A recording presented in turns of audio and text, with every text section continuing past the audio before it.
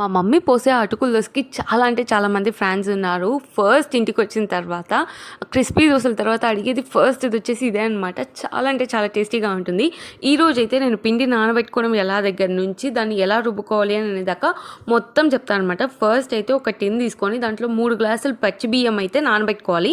ఆ తర్వాత ఇంకొక డీస్ తీసుకొని దాంట్లో ఒక గ్లాస్కి పైన ఒక గుప్పెడు ఎక్కువ అటుకులు నానబెట్టుకోవాలన్నమాట. ఒక గ్లాస్ పెరుగు దాకా మనం స్టోర్ చేసుకుంటే చాలన్నమాట. దాన్ని ఆల్మోస్ట్ ఒక 8 అవర్స్ దాకా నానబెట్టుకున్న తర్వాత మిక్సీ తీసుకొని దాంట్లోకి ఆల్మోస్ట్ 70-75% వరకు రైస్ వేసుకొని ఫస్ట్ అది కొంచెం పేస్ట్ అయ్యేదాకా బాగా రుబ్బుకోవాలి. దాని తర్వాత హాఫ్ వరకు అటుకులు వేసుకొని కొంచెం పెరుగు వేసుకొని దాన్ని మళ్ళీ రుబ్బుకోవాలన్నమాట. దీంట్లోకి మనం వాటర్ అస్సలు యూస్ చేయము.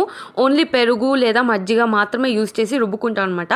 దాని తర్వాత దాన్ని స్టోర్ చేసుకోవచ్చు. అండ్ పిండి మనం దోశ పోసేటప్పుడు ఒక్క గరిట మాత్రమే వేసుకొని నెరపకుండా వేసుకోవాలన్నమాట. అప్పుడే టేస్టీగా వస్తాయి అనమాట.